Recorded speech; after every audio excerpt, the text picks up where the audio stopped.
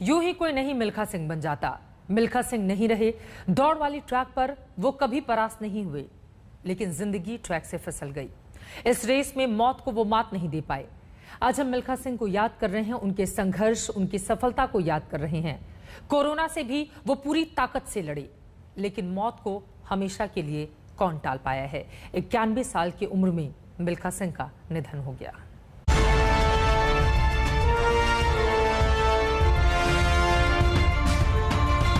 Urine के जरिए blood मेरा जाता था, मगर एक एम था कि मैंने वर्ल्ड रिकॉर्ड तोड़ना है, वर्ल्ड रिकॉर्ड तोड़ना है, वर्ल्ड रिकॉर्ड तोड़ना है। तिरंगा झंडा ऊपर जा रहा है, नेशनल एंथम बज रहा है। मिल्खा सिंह खुशी से रो रहे हैं, खुशी के आंसू आंख में थे।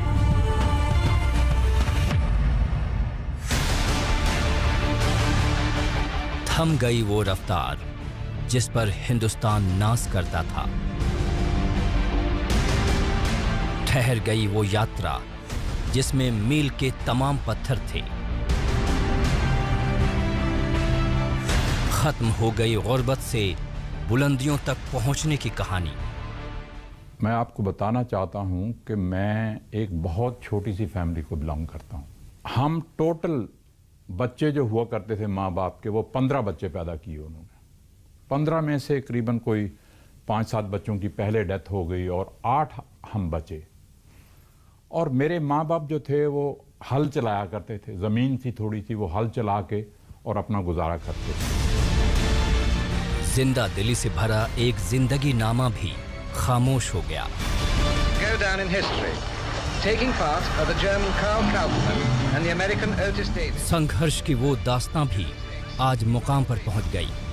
नहीं रहे मिल्खा सिंह, वो मिल्खा सिंह जिसने गुलाम भारत में जन्म लिया, जिन्होंने विभाजन की त्रासदी झेली, जिन्होंने अपनी जिद, जज्बे और मेहनत के दम पर दुनिया को आगे बढ़ते भारत की धमक दिखाई।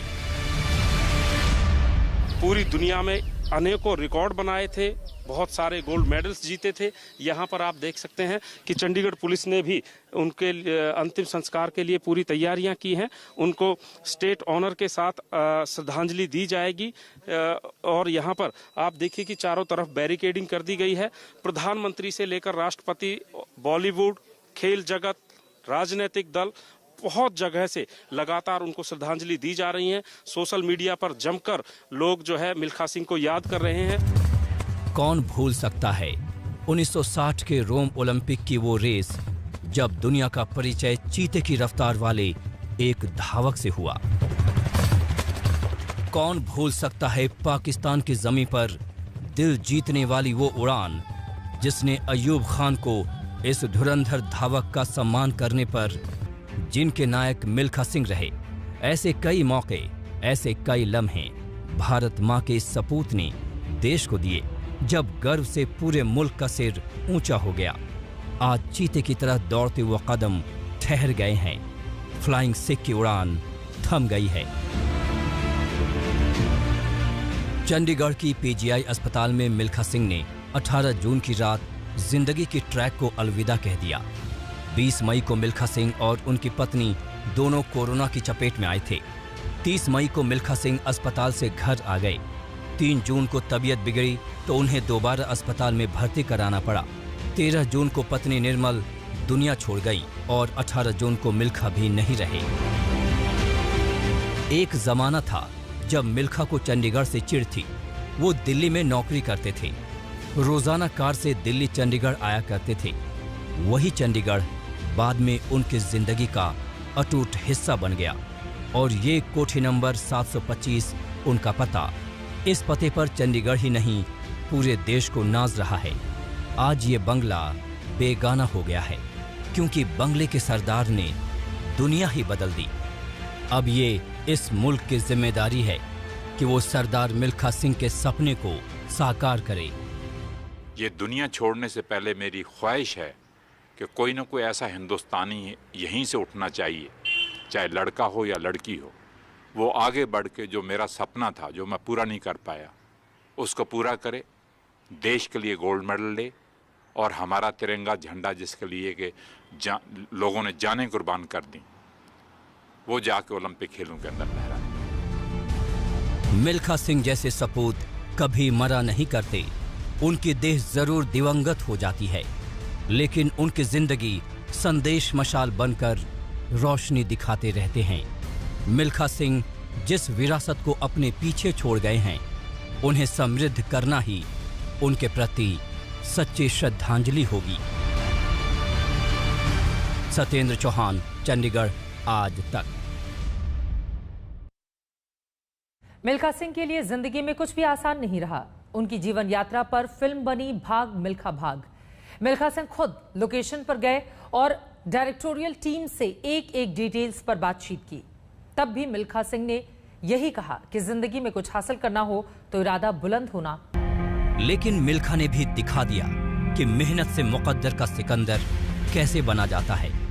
यू कैन इमेजिन कि मैं 6 घंटे दिन में दौड़ता और गिर जाया करता था बेहोश। इरादा मजबूत, और वो उसी चीज़ ने, वो जो कोच कहता था ना कि ये जो ओवरलोडिंग करोगे यही चैंपियन आपको बनाएगा। मेहनत क्या चीज़ है, विल पावर के बगैर, हार्ड वर्क के बगैर कोई।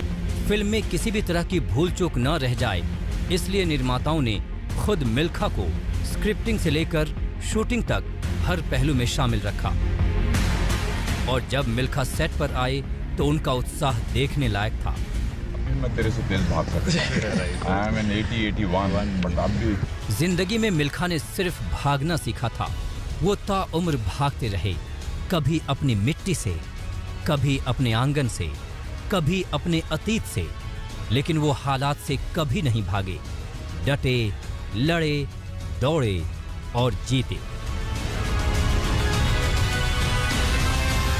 आज तक ब्यूरो। मुकाबले से मुंह मोड़ना मिल्खा सिंह ने सीखा ही नहीं था। अब हम मिल्खा के उन मुकाबलों की कहानी आपको बताने जा रहे हैं जिन्होंने मिल्खा को जमीन से उठाकर सफलता के शिखर पर खड़ा कर दिया। और फिर लाहौर का मुकाबला भला कौन भूल सकता है, जब मिल्खा ने रेस ही नहीं पाकिस्तान का दिल भी जीता। The German Kinder, India's Milkha Singh and South Africa's Spence are off like bullets. 1960 का रोम ओलंपिक, 1958 का राष्ट्रमंडल गेम्स, 1958 का टोक्यो एशियाड, 1962 का जकार्ता एशियाड। सफलता के सुनहरे अध्यायों से भरी है मिल्खा सिंह की पूरी जीवन यात्रा। इस सफर का सबसे बड़ा पड़ाव रहा 1960 का रोम ओलंपिक, जहां मिल्खा ने अपने हुनर और अपने हौसले से दुनिया को अवाक कर दिया। इटली की राजधानी रोम समर ओलंपिक 400 मीटर की दौड़ मिल्खा सिंह भाग रहे हैं। 200 मीटर तक मिल्खा सिंह सबसे आगे, लेकिन फिर एक चूक, पीछे मुड़कर देखने की वो गलती। मिल्खा सिंह पदक से चूके, लेकिन चूक कर भी चमक बिखेर दी। 1954 से 1962 तक मिल्खा सिंह ने पदकों की झड़ी लगा दी। ट्रैक पर उनके उतरने का मतलब पदक की गारंटी बन गया था। वो 60 के दशक का भारत था, संसाधनों के संकट से जूझता भारत। लेकिन जब इरादा बुलंद हो और हौसला फौलादी हो तो मंजिल दूर कहां रह जाती है। 1958 राष्ट्रमंडल गेम्स में गोल्ड मेडल, 440 गज की दौड़ में सबसे आगे। 1958 टोक्यो एशियाड में डबल गोल्ड, 400-200 मीटर में नया रिकॉर्ड। 1962 जकार्ता एशियाड में डबल गोल्ड, 400 इंटू 400 रेस में गोल्ड मेडल। देश हो या विदेश, मिल्खा सिंह तहलका मचाते रहे, अपनी तेजी के तिल्स्म से दुनिया को दंग करते रहे। लेकिन उन्हें हमेशा ये अफसोस रहा कि तरक्की करने के बाद भी भारत ट्रैक एंड फील्ड में कामयाब क्यों नहीं हुआ। जिस जमाने में मैंने दौड़ना शुरू किया 1951 के अंदर, उस जमाने में ना तो कोचेज थे, ना ही स्टेडियम थे, और ना ही पैसा था इतना स्पोर्ट्स को बढ़ाने के लिए। और हमें ट्रैक सूट का भी मालूम नहीं था कि ट्रैक सूट चीज़ क्या होती है। मगर आज हिंदुस्तान के अंदर इतनी फैसिलिटीज़ हैं कि कोचेज़ हमारे पास 27-28 हज़ार कोचेज़ हैं, स्टेडियम्स हैं, पैसा है, हर फैसिलिटीज़ हमारे पास है। मगर मैं ये महसूस करता हूँ कि सिंसेरिटी नहीं है और हार्ड वर्क नहीं है। जिस दिन सिंसेरिटी और हार्ड वर्क आ जाएगा, मैं समझता हूँ कि हिंदुस्तानी आदमी को रोक नहीं सकता आगे बढ़ने से। मिल्खा के करियर का बेहद फख्र करने वाली कामयाबी रही पाकिस्तान के इंटरनेशनल इवेंट में उनका पदक जीतना।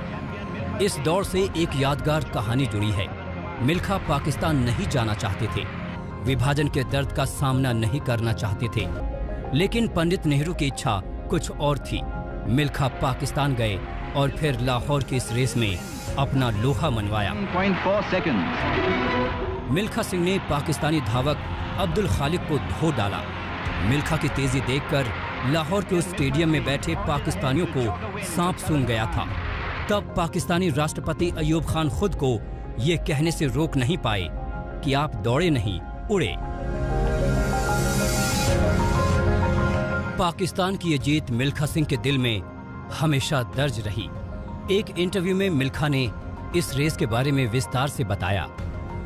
ये दुनिया छोड़ने से पहले मेरी ख्वाहिश है कि कोई ना कोई ऐसा हिंदुस्तानी यहीं से उठना चाहिए, चाहे लड़का हो या लड़की हो, वो आगे बढ़ के जो मेरा सपना था, जो मैं पूरा नहीं कर पाया, उसको पूरा करे, देश के लिए गोल्ड मेडल ले और हमारा तिरंगा झंडा जिसके लिए कि लोगों ने जानें कुर्बान कर दी, वो जाके ओलंपिक खेलों के अंदर लहरा। पाकिस्तान के उस मुकाबले ने मिल्खा सिंह को फ्लाइंग सिख बना दिया था। आज वो फ्लाइंग सिख अपनी आखिरी उड़ान पर निकल चुका है। अलविदा मिल्खा सिंह। कि जब डाली मैंने अपने गुनाहों पे नजर, जब डाली मैंने अपने गुनाहों पे नजर, दुनिया में मुझे कोई भी गुनाहगार न लगा। सत्येंद्र चौहान, चंडीगढ़, आज तक। मिल्खा सिंह की जिंदगी में दर्जनों उतार चढ़ाव आए। भारत पाकिस्तान विभाजन के दौरान दंगों में पूरे परिवार को खो देने वाले मिल्खा का भारत पहुंचना और फिर सेना में शामिल वर्ल्ड क्लास एथलीट बनना, यह ऐसी कहानी है जिसने फिल्मी पर्दे की कहानियों को भी पीछे छोड़ दिया। तब किसी को नहीं पता था कि रक्त रंजित बचपन लेकर पाकिस्तान से भारत पहुंचा एक मासूम अपने पसीने से जिंदगी की नई कहानी लिखेगा। मैं वो दिन कभी भूल ही नहीं सकता। मैंने आपको बताया था, जब भी मुझे वो दिन याद आते हैं ना, तो कहते हैं कलेजा मुंह को आता है, तो रोना आ जाता है कि भाई क्या हुआ हमारे साथ। एक जो विलेज में आदमी रह रहा है, उसको क्या पता है कि इंडिया पाकिस्तान बन रहा है? उसको क्या मालूम है कि हम अपना घर छोड़ के यहाँ से चले जाएंगे, अपनी जमीन, अपने डंगर वगैरह छोड़ के यहाँ से चले जाएंगे। भारत पहुंचकर मिल्खा सिंह सेना में दाखिल हुए, एथलेटिक्स में शानदार करियर बनाया और दुनिया भर में नाम कमाया। लेकिन बरसों बाद भी पाकिस्तान में तबाह हुई जिंदगी और दर्द के दौर को वो भूल नहीं पाए। यही वजह है कि उनकी शोहरत देखकर जब पाकिस्तान से उन्हें रेस का न्योता मिला तो पहली बार में उन्होंने इसे खारिज कर दिया। मैं पाकिस्तान नहीं जाऊंगा। दुनिया जानती है कि अपने दर्द को पार कर मिल्खा पाकिस्तान गए और एशिया के तूफान कहलाने वाले अब्दुल खालिक को पछाड़ा। इसी रेस के बाद उन्हें फ्लाइंग सिख का खिताब भी मिला। मिल्खा सिंह को इस बात का मलाल आखिर तक रह गया कि ओलंपिक में वो देश के लिए मेडल नहीं ला पाए। मिल्खा बार बार कहते थे कि अगर उन्होंने 1960 के रोम ओलंपिक में गलती न की होती तो आज देश के घर घर में मिल्खा होते। एथलेटिक्स में ओलंपिक मेडल का मिल्खा सिंह का सपना अभी भी सपना ही है। आज तक ब्यूरो। अब से कुछ ही देर के बाद मिल्खा सिंह का अंतिम संस्कार किया जाएगा। पंजाब में एक दिन का राजकीय शोक घोषित किया गया है। वहां की तस्वीरें भी आपको दिखाएंगे। फौरन लौट रहे हैं, आप देखते रहिए आज तक।